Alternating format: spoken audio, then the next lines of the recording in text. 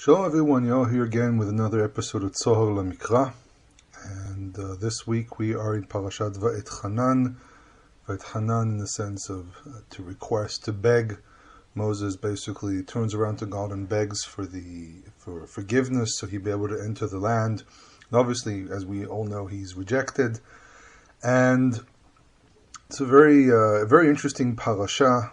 There are a lot of interesting points here to speak about. And I actually want to speak revolving around one very specific thing here that actually seems to be a theme in this week's reading, and it seems to be that this parasha really deals a lot with the issue of loyalty. As I mentioned last time, there's the connection between what we have here in Deuteronomy and other documents from the ancient Near East. And what we find here is that we actually have several declarations of faith, and a lot of scholars have discussions about this, about the book of Deuteronomy when it comes to monotheism, and what does Deuteronomy actually say about God, and does it really say it's monotheistic, and so on. And it's a well-known discussion, at least for those who are involved in this subject. Does the Torah actually reject the existence of other deities? Or is it actually just saying, you as Israel are only allowed to worship one God, and whatever goes on with the rest of the nations is none of your business. And it's an interesting thing because there are several statements which appear in some places that make it seem to be that there are other powers in existence. But again, one of the problems that we have is that the Torah doesn't give us a well-organized way of presenting theology. It tells us this is your relationship with your Creator, this is your relationship with the God that brought you out of Egypt. Whatever the other nations do is none of your business. Don't really care about it. The development of monotheism is a very detailed discussion, probably one of the biggest discussions that exist in the academic world. What is the original faith of Israel? What did they actually believe? And so on. I personally think that, obviously, in my opinion, would be that Torah begins from monotheism and ends with monotheism. But the question that I raise about this, and I'm not the first one to do this, is what exactly defines something as monotheistic? How do you define monotheism in the way the Torah describes it? And a very common thing that people claim is that monotheism automatically means that you believe that God has no form. Okay, monotheism basically says there's only one God. Okay, that's a very clear idea. However, a debate that kept on going on in Judaism until, I'm going to say, maybe the 13th, 14th century, is, does God actually have a form? Can you say that God looks like anything? Now, it might be very bizarre for a lot of people for me to bring up this question, but I think that it's just an interesting discussion. And there are basically two ways of reading one of the verses some of the verses we have here. And Moses says to the people in chapter 4, says, "V'nishmartem ma'od lanafshotechem," and you'll be very careful to yourselves, because nefesh can mean just a person. So be very careful. Ki lo re'item kol tmuna, if you have not seen any image. Beyom diber Adonai elechem bechorev mitoch ha'esh, on the day that the Lord spoke to you from Chorev, which is another name for Mount Sinai, from the fire. It says pen tashchitun, that you might destroy, might behave in a disastrous way. V'astem lechem pesel tmunat kol samen, and you make for yourself a statue, an image, any symbol, any form. Tavnit zachar or nekeva, the form of a male or female. And he goes on and on. He mentions birds and creatures that walk on the ground and so on. And the question is, why does Moses go into? There's several questions here. First of all, why does Moses go into male, female, and then also different kinds of animals and so on? So I think the answer here is very simple. That he's saying, don't even, besides the imagery of a human being, okay, besides the practice that exists in the ancient world to represent gods in the form of a human being, and gods, and even the Tanakh attributes a lot of human aspects, a lot of human attributes to God, and that's another question. We'll deal with that in a second.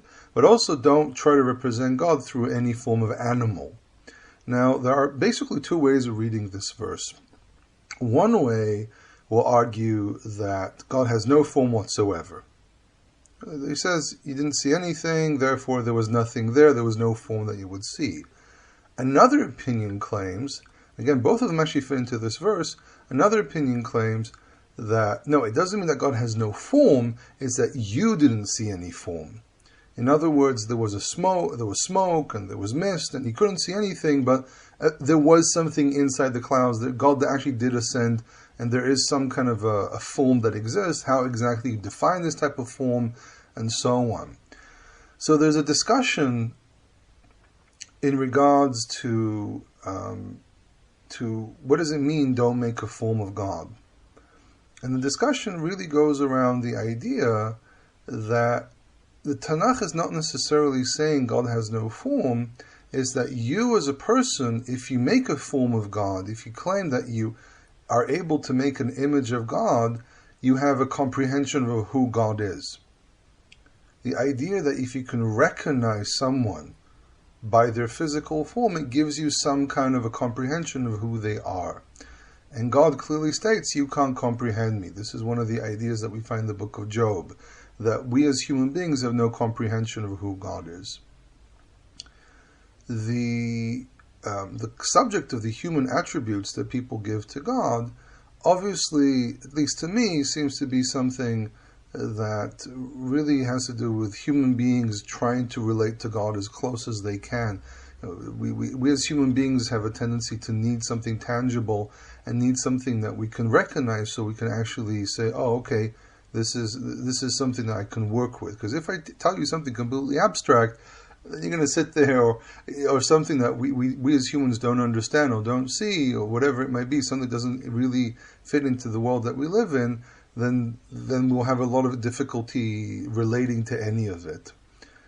Now, so the Torah basically goes into this idea that, and this is my opinion at least, that God either has or doesn't have a form. This is not really the discussion. It's really in the idea of you can't comprehend God, and therefore it is how would be the exact word to describe it? It would be unlawful, unrespectful, disrespectful to try to say, oh, I know what God looks like, and therefore I can make an image of Him, and I can actually say this is what He looks like. Now, there is a debate that did people actually think that their gods looked exactly like the way they depicted them, and the answer is not necessarily. They were really trying just to give some kind of a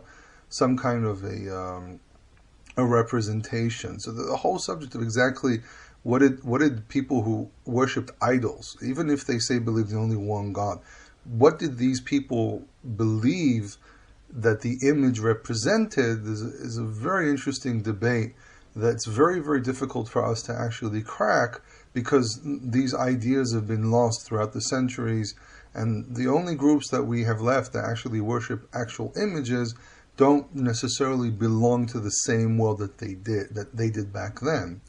However, I did once have a discussion with someone who's an expert in Hinduism.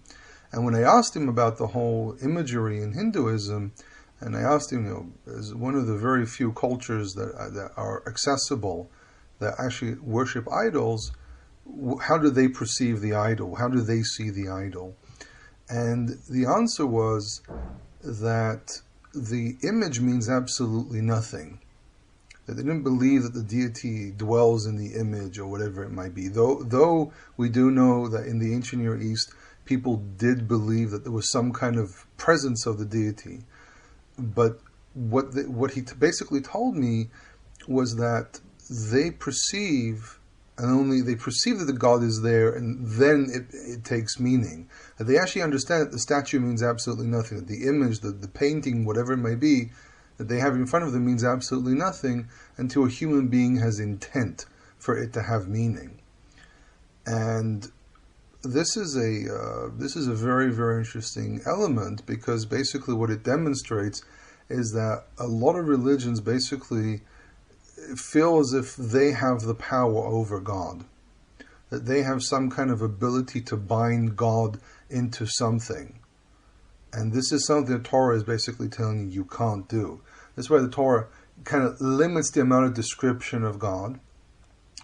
It allows attributes of human attributes because we have to have something we can relate to. However, it doesn't allow you to bind God into anything, not in word and not in image, because by trying to bind God, it gives a certain element of thinking that you control God.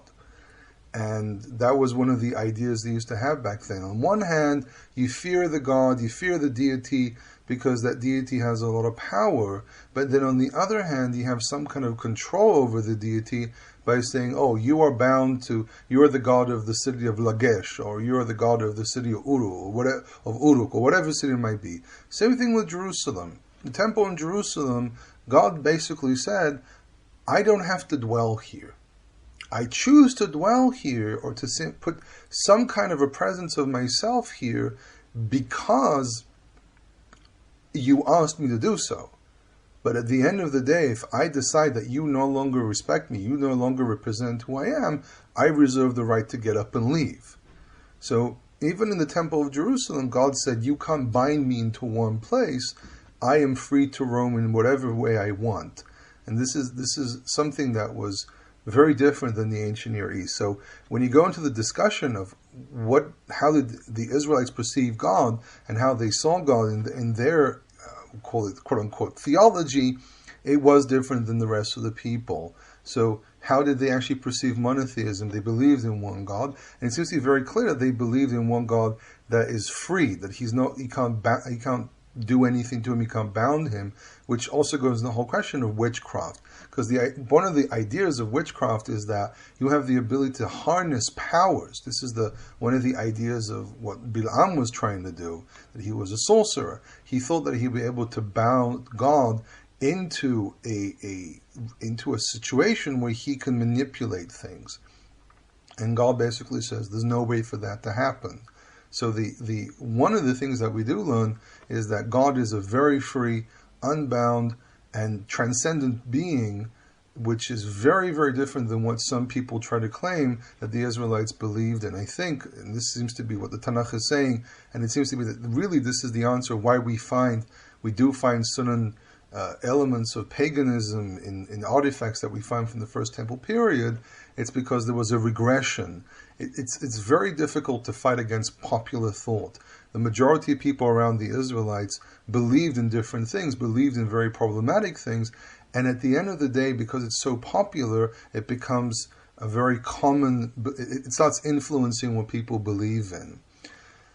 But it still doesn't change the question of, does God actually have a form? And at the end of the day, it's anyone's guess. Does he have a form? He doesn't have a form.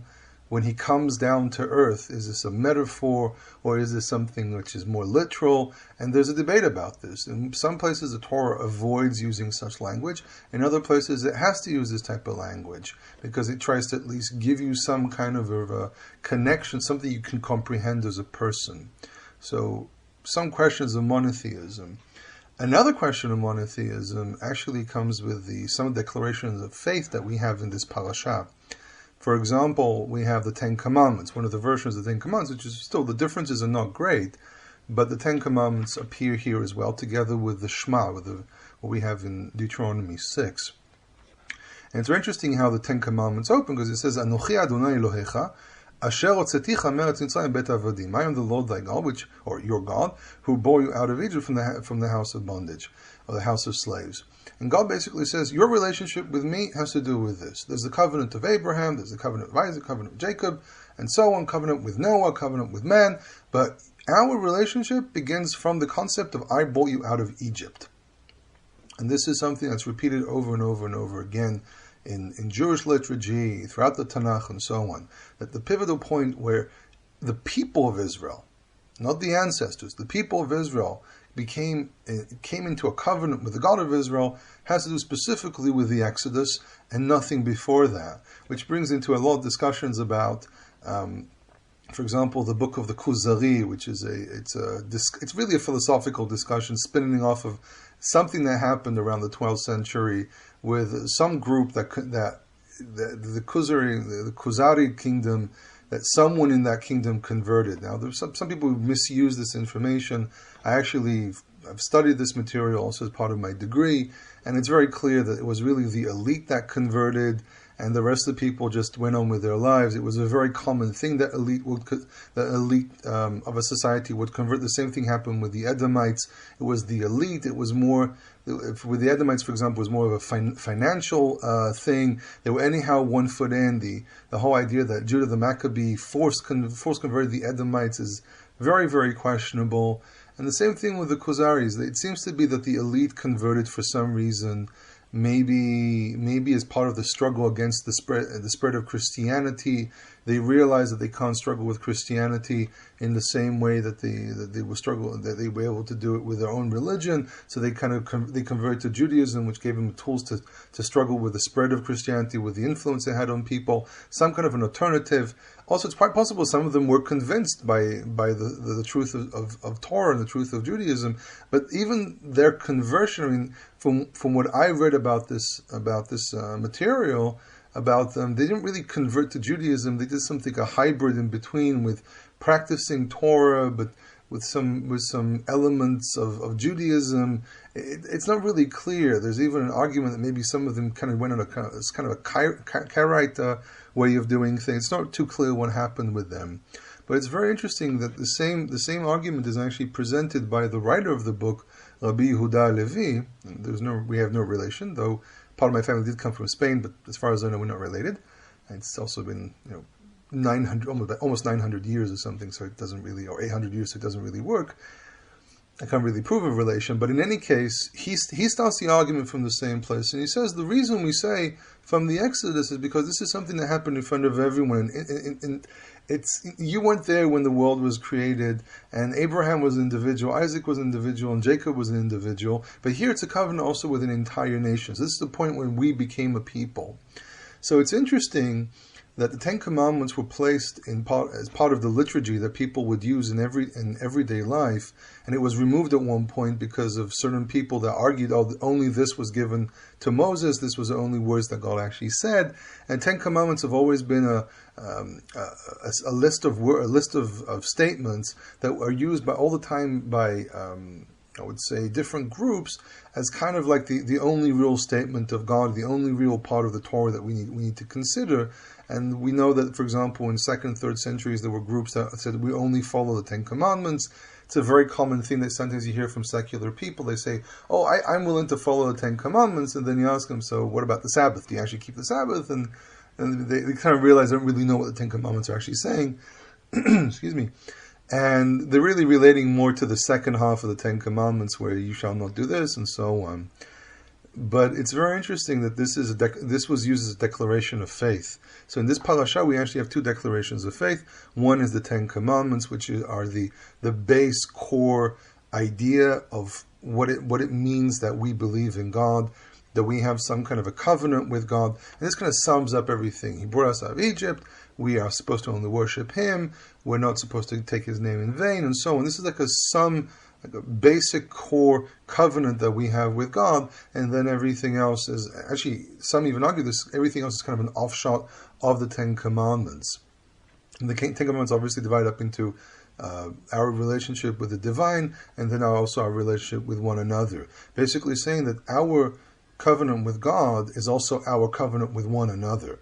That the Torah is not just limited to the idea of you're worshiping a God, which is something that was very, very common in ancient Near East. The Torah is actually saying your covenant with God is also bound to the fact that God created mankind and wants mankind to exist and wants mankind to live and care for one another. And this is where the Torah binds the covenant not only to the divine element but also to the human element. You want to be in covenant with God, you also have to be in covenant with one another. And this is why I strongly denounce attacks that people have against one another. You can have criticism. You can have criticism of someone's action. Someone does something, you think it's wrong, you contact them, you tell them, listen, you're wrong. That is to be in a covenant with one another. But to think that every time that someone does something, you have to be vicious or attack them and be ferocious about it, it's not always true. There's a question, why was Elijah taken away? Why was Elijah taken up to the heavens? And the Midrash actually gives a really, really reasonable answer. And the answer it gives is because Elijah behaved in a manner that didn't fit the covenant between people, that he didn't fit the generation. That you can't always violently hit people over the head because you disagree with their actions. There's no doubt that people sin. There's no doubt that there are mistakes. There's no doubt there's mistakes in Judaism. There's no doubt there's mistakes in Karaism. There's no doubt mistakes in whatever group that you have, people who follow Torah who come from other places, Messianics and so on. Everyone has a mistake somewhere. Everyone has some kind of an idea that's wrong. And what we need to do is work together. The same way the Ten Commandments are all together, mixing together God and man in one place as part of the base stipulations of Torah. We have to understand that this is what we have to do with one another. That it's not enough to say God is one and then bash everyone over the head. It's God is one and His people are one. And if we are commanded to love God, as it says in the Shema, which is the other declaration of faith. If the Torah says that we are supposed to love God, it says, "Ve'ahavta et Adonai Elohecha b'chol levavcha v'chol nafshecha v'chol me'odecha." If God commanded us to love one another, okay, we have to love one another. He says you need to love God. It says "Ve'ahavta" from the word ahav, to love. He commands us to love Him. Love is also part of a covenant language, but it means to be devoted, to be monotheistic, to believe that He is your only ruler, that He is the only governor that you have above you. If He commands you to love Him, it means you need to love Him unconditionally. And if you love Him unconditionally, you do everything that He says. And one of the things that He tells you to do is "Ve'ahavta le're'acha kamocha." To love thy neighbor as yourself. If you viciously attack someone because they misunderstand something, that is not the fulfillment of that commandment. And maybe, and I'm throwing this as a maybe, to some degree, you're breaking Torah by doing that. If you see someone who goes and worships an idol, someone who deliberately, deliberately is rebelling, as a system is deliberately rebelling against God, that's when you pull out your stick and start hitting that person over the head. But if someone is interested in keeping the covenant, no matter where they're from, but if someone is interested in keeping the covenant, and you know that they're making a mistake, but their intention is not to break Torah, the intention is to keep Torah, they just have a misunderstanding, then you need to turn around to them and explain it. Not turn around and start viciously attacking them and say, you're in sin, or whatever it might be. That is not keeping the covenant. There are times when you have to be tough, and there are times when you have to be soft, as it says in Kohelet. Okay? So it's a very, very important thing, something most of us forget. Okay? And I'm saying this because specifically something has come up lately with some discussions that I've had with different people and things that people post on Facebook, for example. The internet is wonderful, but on the other hand, it allows people to say a lot of weird things without necessarily taking responsibility. It's easy to leave a post. It's easy to make a claim somewhere and just vanish suddenly, or not respond to it after someone debunks you or rebukes you or whatever it might be. So it's very important that we need to remember that when God gave us the Torah, the intention was not just to have a covenant with Him directly, but also have a covenant with one another. The Torah is built from two sections. I am the Lord thy God, or Shema Yisrael Adonai Eloheinu Adonai Echad. Okay, two different verses, one in Hebrew, one in English. And also, Ve'ahavta le're'acha kamocha, to love your neighbor as yourself, to love your friend as yourself. A re'ah is not just a neighbor. A re'ah really means someone who is your relative, someone who is your friend. And yes, there are sinners, but you need to remember that there's a balance. People are very quick to judge. People behave as if they are the judge. And this is not necessarily right. Not in every situation do you have to sound as if you're zealous to God. Sometimes being soft is the way to do it as well. If you discover the person is deliberately rebelling, that's already something else. In any case, that's the second message.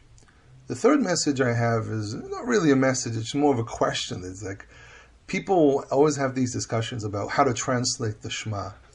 And the truth is there are basically 4 different translations that I know that exist, which depend on different ways of understanding the grammar of the Shema. So first of all, Shema Yisrael is obviously an opening declaration, so it is to attract your attention. And really the declaration itself is Adonai Eloheinu Adonai Echad. And there are different ways of reading this. Some people say that what it actually means is that these are 2 different statements. It's one, for example, the one interpretation says Adonai hu Eloheinu Adonai hu Echad. The Lord is our God, the Lord is one. Okay? Another one says Adonai hu Eloheinu Adonai Echad, Echad in the sense of the only one, in the sense of the Lord is our God, the Lord alone. He's the only one who is our God. Some people see it as one long statement, which really translates the same way, but again, there's a grammatical idea here. And some people say that Adonai Eloheinu, Adonai hu Echad, the Lord our God, this Lord that we've just mentioned, expanding the translation, He is one. That really, that this is what we call an emphatic clause, where the Lord our God, He is one. Okay, the Lord, He is one. So there are subtleties between these different translations, but each one of them kind of plays around with a different thing. On the one hand, if I say the Lord is one, there's only one, I'm basically making a very clear monotheistic statement where I'm saying there's only one God. On the other hand, if I say the Lord alone can, if I say levad, levado, if I translate the word alone, it gives more of a sense of this is our covenant with Him. Whatever's out there is irrelevant to us. And there are different ways of understanding the grammar here. There are different opinions. There's discussions about the type of language that Deuteronomy uses, and so on. This is actually something a bit too complex to explain on a recording like this. It's more something that needs to be maybe dealt with on a separate recording. But there are types of styles of language which are considered to be fitting to the book of Deuteronomy, and then there's types of language which are not considered to be fitting to Deuteronomy. And at the end of the day, statements like this, can be read in different ways. But I think that if we stick at least to the concept that we say that we as Israel, we as the Torah keepers, have a covenant with the God of Israel, and we only worship Him, we're only in contact with Him, I think that's sufficient, because it doesn't matter what are the exact theological ideas the Torah tries to present. The main point is that we have a covenant with God. And I think that's one of the reasons why the Torah doesn't go too deep into these theological discussions of the nature of God and who God is and how many gods might be and so on, because it doesn't care about that. What it says is that you have a covenant with the God of Israel. Later on in the prophets, especially in the book of Isaiah, we start seeing a much, much stronger monotheistic God, only the God of Israel exists, and so on. But it's very interesting that the Torah doesn't really go into that, and there are different ideas why that happens. In any case, I hope you enjoyed this recording. I hope it opened up some discussions that you can continue with yourself, or maybe with me even, on Facebook, Hebrew in Israel, or my email, HebrewInIsrael, one word, @gmail.com. As usual, I also offer Hebrew lessons, a Bible class that I have every Sunday. And I want to wish everyone a Shabbat Shalom, and I hope you enjoyed this recording.